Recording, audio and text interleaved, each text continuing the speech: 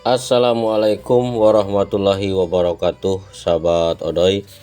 Kita berjumpa kembali bersama Kang Odoy Channel yang menguak mitos, fakta, dan sejarah. Sahabat, untuk perjumpaan saat ini kebetulan Kang Odoy sedang dalam rangka wisata religi bersama para jamaah, dan sekalian kita ngonten di sini. Dan ini sekarang kita sedang berkunjung ke sebuah makam keramat. Inilah makam Syekh Datuk Kahfi atau Syekh Nurjati di Cirebon, dan kita akan menguak kisah tentang Syekh Nurjati. Siapakah beliau, Syekh Nurjati atau Syekh Datuk Kahfi? Oke, jangan kemana-mana, tetap simak dan tonton terus video Kang Odoy sampai selesai. Jangan di skip biar tidak gagal paham. Jangan lupa like, komen, dan subscribe-nya. Aktifkan lonceng notifikasinya juga agar bisa menyimak video terbaru dari Kang Odoy. Tentunya Kang Odoy Channel yang menguak mitos, fakta, dan sejarah.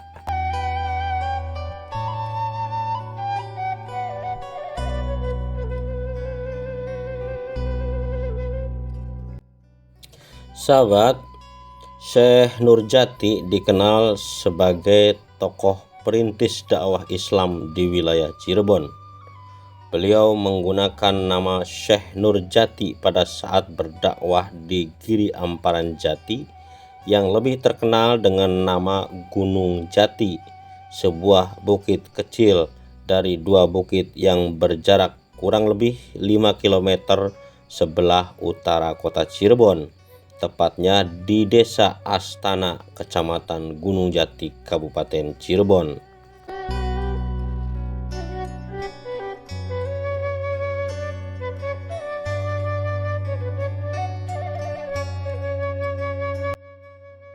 Sebelumnya, Syekh Nurjati dikenal dengan nama Syekh Datul Kahfi atau Maulana Idhofi Mahdi.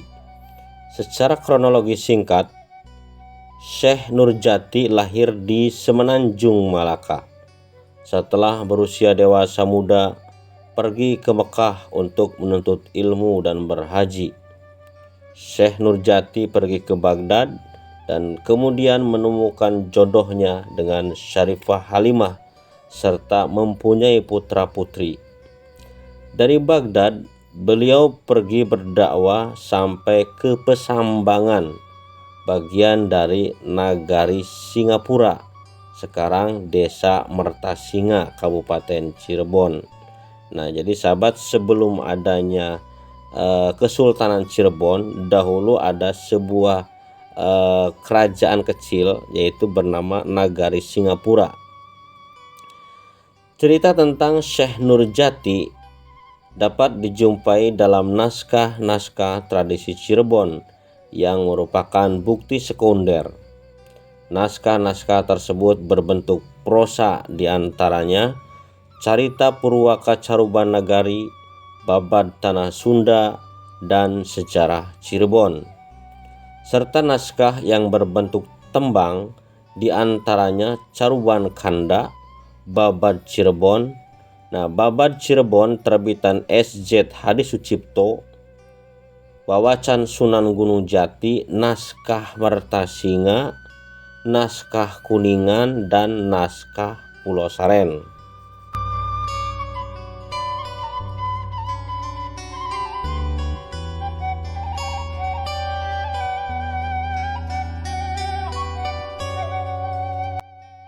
Dari sekian banyak naskah, hanya naskah Babad Cirebon terbitan Brandes saja yang tidak memuat tentang Syekh Nurjati. Sedangkan naskah tua yang menulis tentang Syekh Nurjati dibuat oleh Arya Cirebon pada tahun 1706 Masehi.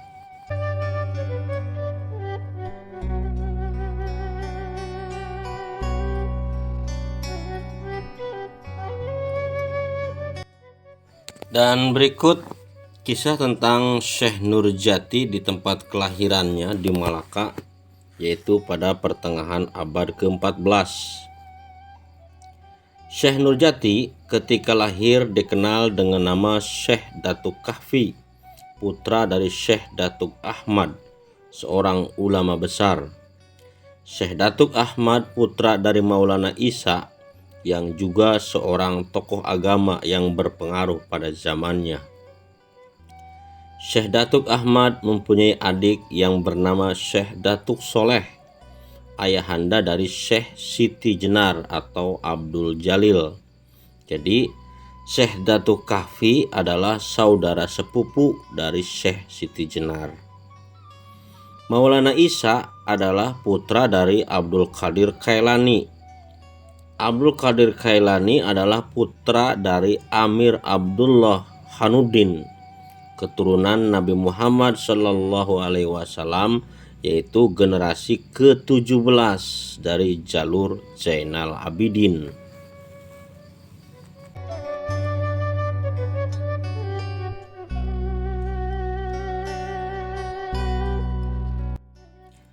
Syekh Datuk Kahfi memiliki dua orang adik, yaitu Syekh Bayanullah yang mempunyai pondok di Mekah, yang kemudian mengikuti jejak kakaknya berdakwah di wilayah Cirebon, serta seorang adik wanita yang menikah dengan Raja Upih Malaka. Buah dari perkawinan tersebut lahirlah putri yang kelak menikah dengan Dipati Unus dari Demak.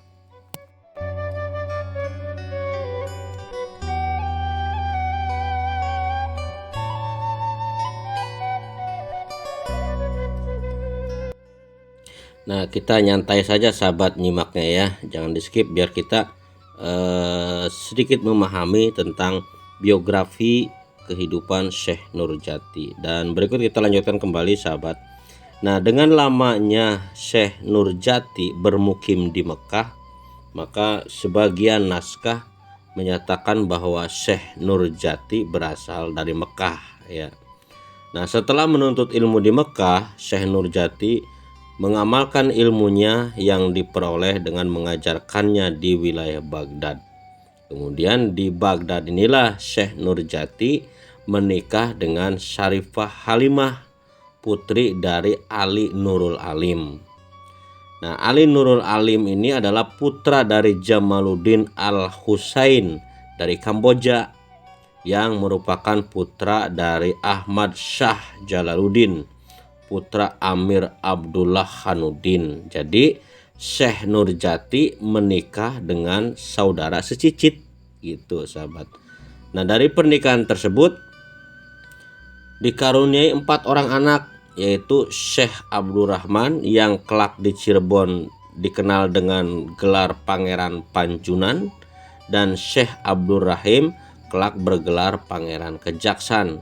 Kemudian ada Fatimah yang bergelar Syarifah Baghdad, dan yang keempat yaitu Syekh Datul Khafid, yaitu kadang-kadang disebut juga Syekh Datul Kahfi, sehingga membuat rancu dengan sosok nama ayahnya sendiri, yaitu Syekh Datuk Kahfi atau Syekh Nurjati. Nah, di beberapa manuskrip yang lebih muda umurnya, contohnya Baba Cirebon Keraton Kesepuhan, keempat anak tersebut dijamin nafkahnya oleh kakak Syarifah Halimah, yaitu Syarif Sulaiman yang menjadi raja di Baghdad. Syarif Sulaiman menjadi raja Baghdad karena menikahi putri mahkota Raja Baghdad.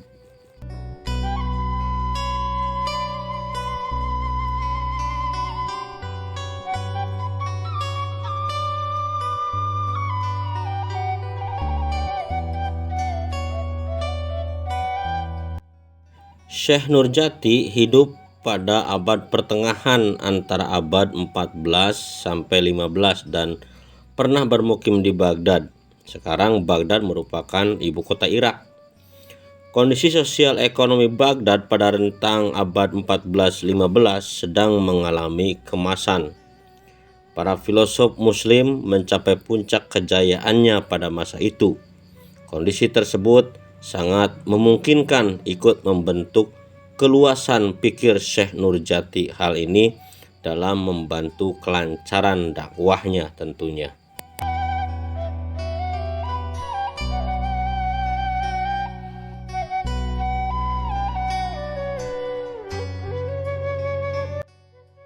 Di Baghdad, Syekh Nurjati hidup dan berumah tangga dan dikaruniai 4 orang putra-putri. Kemudian Syekh Nurjati diutus oleh Raja Baghdad untuk berdakwah di tanah Jawa, serta menuruti suara hati nuraninya seraya memohon petunjuk kepada Allah Subhanahu wa Ta'ala. Syekh Nurjati bersama istrinya Syarifah Halimah pergi berkelana untuk berdakwah, meninggalkan keempat anaknya yang masih kecil-kecil. Dalam perjalanannya sampailah Syekh Nurjati di pelabuhan Muara Jati dengan penguasa pelabuhan kala itu syah bandarnya bernama Ki Gedeng Tapa atau Ki Ageng Jumajan Jati.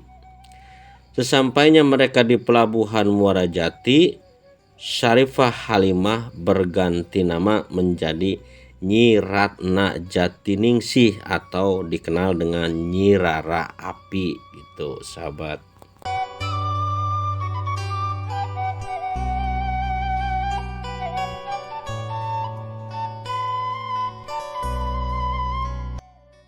Nah, berikut kita simak perjalanan dakwahnya Syekh Nurjati berdakwah di Cirebon. Nah, perkampungan yang dekat dengan pelabuhan Muara Jati tersebut adalah Pesambangan. Jadi ceritakan dalam Carita Purwaka Carubanagari, dalam sejarah Banten, juga dalam naskah Mertasinga bahwa Syekh Nurjati atau Syekh Idhofi Mahdi atau Syekh Datu Kahfi mendarat di Muara Jati setelah pendaratan Syekh Kuro dan rombongan.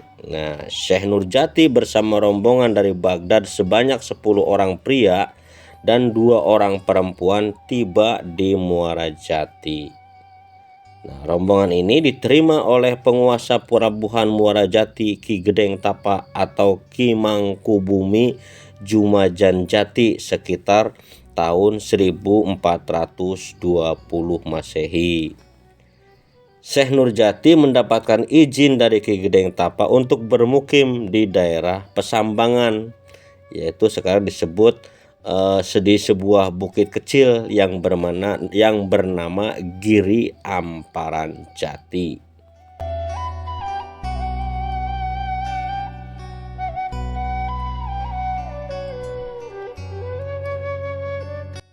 Nah, di tempat baru tersebut inilah Syekh Nurjati giat berdakwah sebagai dai, mengajak masyarakat untuk mengenal dan memeluk agama Islam. Setelah mendengar tentang agama baru ini, orang-orang berdatangan dan menyatakan diri masuk Islam dengan tulus ikhlas. Semakin hari, semakin banyak orang yang menjadi pengikut Syekh Nurjati. Di dalam interaksinya dengan masyarakat, akhirnya Syekh Nurjati menikah dengan Hadijah. Hadijah adalah cucu Haji Purwagaluh atau Raden Bratalegawa, orang pertama yang pergi berhaji dari Jawa Barat. Nah, ini dari Jawa Barat yang pertama naik haji ini adalah bernama Raden Bratalegawa atau Purwagaluh sahabat ya, yang saat itu masih bernama Kerajaan Galuh. Nah, janda dari seorang saudagar kaya raya yang berasal dari Hadramaut. Dengan pria tersebut, Hadijah tidak dikaruniai putra, namun setelah pria tersebut meninggal dunia, maka Hadijah memperoleh seluruh harta warisan dari suaminya. Setelah suaminya meninggal dunia, Hadijah bersama kedua orang tuanya pulang ke Kerajaan Galuh dan menetap di Dukuh Pesambangan. Harta warisan tersebut digunakan Hadijah bersama suami barunya yaitu Syekh Nurjati untuk membangun sebuah pondok pesantren yang bernama Pesambangan Jati. Nah, pernikahan Syekh Nurjati dengan Hadijah dikaruniai seorang putri yang bernama Nyi Ageng Muara yang kelak menikah dengan Ki Gede Krangkeng.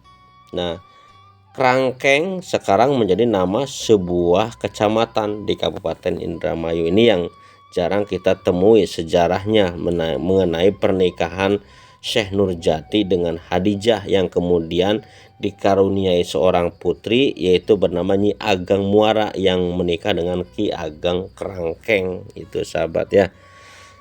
Nah, kita lanjut kembali.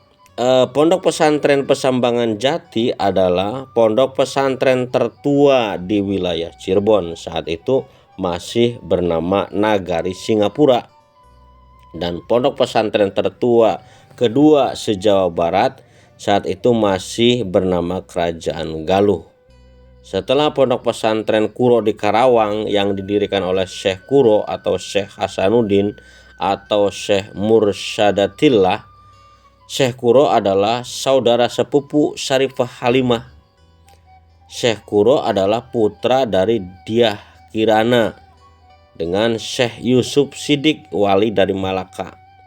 Sedangkan Dyah Kirana adalah putri Imam Jamaluddin Al-Husain dari Kamboja, yaitu kakeknya Syarifah Halimah.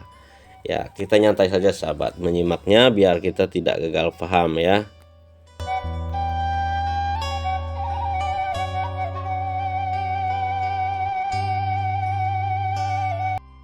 Oke sahabat, kita cukupkan sampai sini dulu kisah lengkap Syekh Datuk Kahfi. Untuk berikutnya kita nantikan kembali di episode yang kedua, dan karena mengingat durasi waktu yang terbatas, kita cukupkan sekian saja. Nantikan kembali kelanjutan dari kisah lengkap Syekh Nurjati, tentunya di Kang Odoy Channel, menguak mitos, fakta, dan sejarah. Wassalamualaikum warahmatullahi wabarakatuh.